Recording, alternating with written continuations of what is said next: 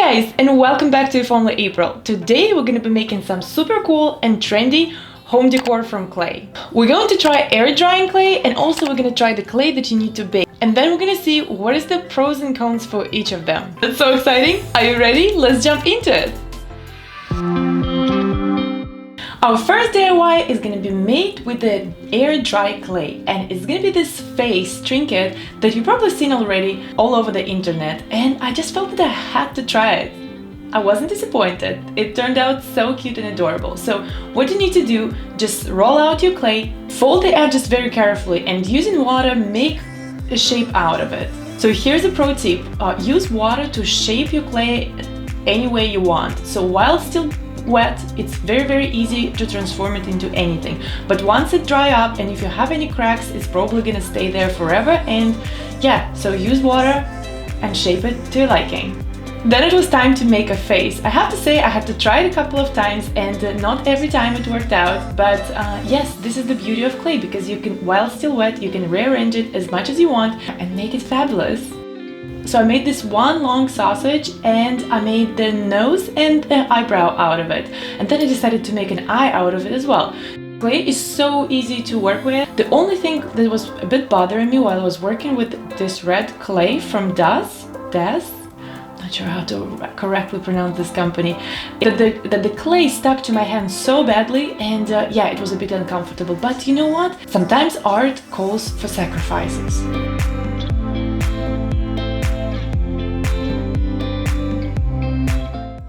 So you see, I made these eyes. They were not placed quite correctly, so I could easily go ahead and change it.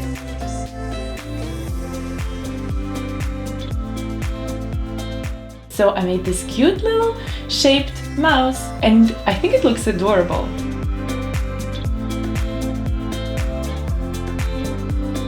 I kind of feel it looked a bit sad when I finished it, so I decided to move around facial features to make it more happy. Let's put it this way. What do you think, guys?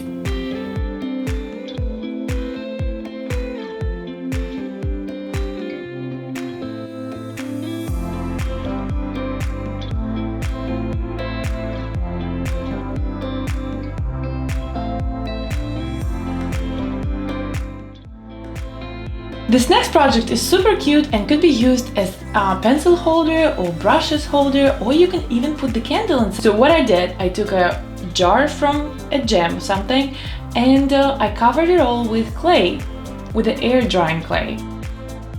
Then I went ahead and smoothed all the edges so it doesn't have any cracks and it looks appealing from the outside. I have to say, working with clay is so satisfying and so therapeutic. You should definitely give it a try. When the shape of the jar was ready, I took this clay tool, the sharp clay tool, and I started making windows. You don't have to have exactly the clay tools, and you can just take, I don't know, any knife or some stick, something that you can cut through the clay. And then I started making these cute little windows. At first I did just like a regular windows, and then I added some texture by making like 4 little squares, which made it into more unique and more cool looking window.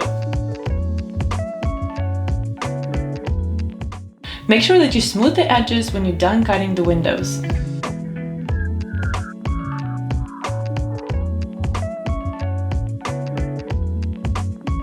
So do you see now? If you're gonna put the candle inside, it's gonna look so cute because the glow gonna be coming out of these little windows. I think it could be actually pretty cool Christmas decor as well. It is air dry clay, so I just had to leave it for probably 24 hours to dry completely. And you know what? I had this little house for probably 4 months, and it didn't chip or anything. It's still intact and nothing happened to it. So I guarantee that this is gonna work. How adorable is that? I put some texture with another tool for clay, and voila! And we had this cute little house-shaped organizer.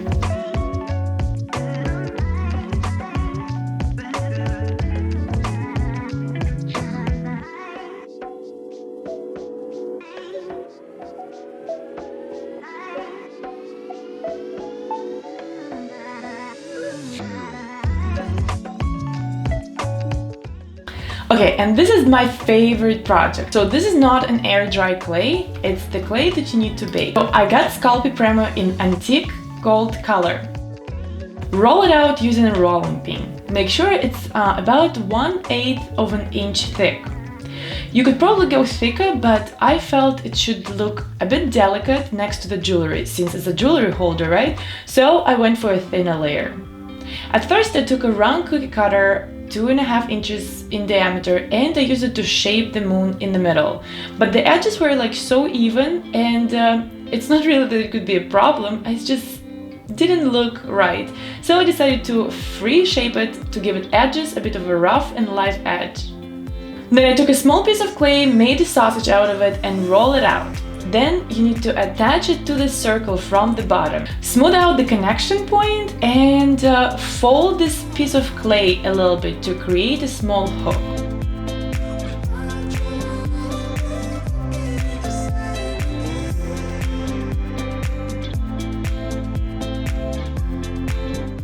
Then roll out clay again and shape a crescent moon.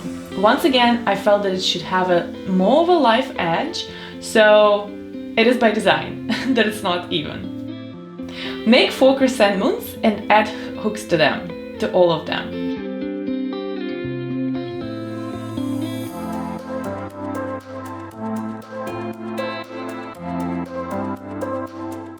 And then you need to bake them per instructions on the package. I left it at 275 degrees for 30 minutes. And here comes my tip. As much as I love the color and effect of a metal, I think the air dry clay might be a better choice for this project, and let me explain you why. When I shaped the clay and put it in the oven, here where it all started to get a bit funky. When I opened the oven to see how the clay was doing, I could see that the hooks started slowly unfolding, and oh my god. So I tried to move them back, but the clay was already hard enough and it didn't go back. So yes, I think you need to wrap it around something or use the air drying clay. If you use an air drying clay, it gives you more flexibility to adjust it over time while it's drying, and I assume the hooks probably wouldn't move that much. So if you're going to be doing this project, I would recommend to use air drying clay so the hooks stay where you left them. And you know what? I chose this antique bronze clay from Sculpey, but at the same time you could have just painted it over with a gold leaf paint to get this effect of a metal in the end. So this is why I probably could have done it differently, but now you know, so you can try the air drying clay and avoid my mistakes. So while your moon's cooling down, you can just cut and sand your wood for the shelf. Mine was probably 1x4 and probably 12 inches long. Then you need to take a strong glue. I used E6000 and glue moons to the shelves. Wow, and that was it. I mean, they still hanging.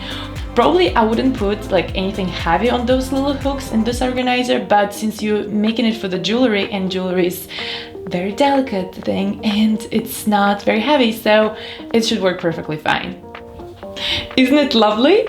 I think it could be so customized also as much as you like, and it could be, the moons could be silver, or like they could have a completely different color, and the board as well could be not just bare wood but stained with something, or maybe you could even paint it to match your home decor.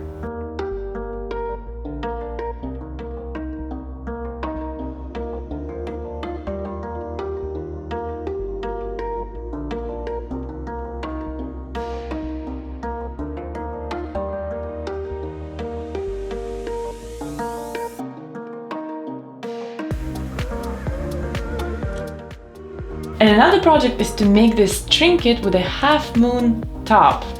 Just trust the process, I promise it's gonna look cool.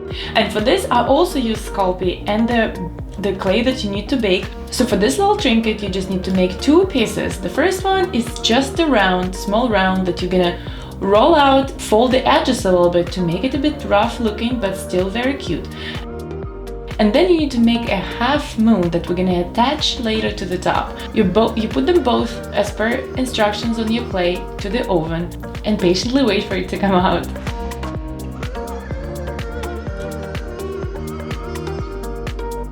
When it hardens and you're ready to take it out, just take it out, glue it together. I used the E6000 glue for this project and yeah, it worked wonders. And then in the end, just splatter it with some paint. I used a gold acrylic paint to make this cute looking splash effect. I think it turned out fabulous.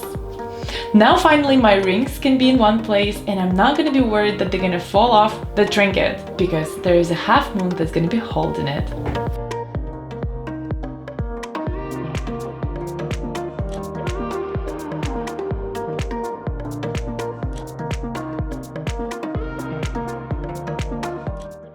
Guys, let me know in the comments below which one is your favorite out of these DIYs. I would say that mine would probably be the jewelry holder. It's just so cute and it's just adorable.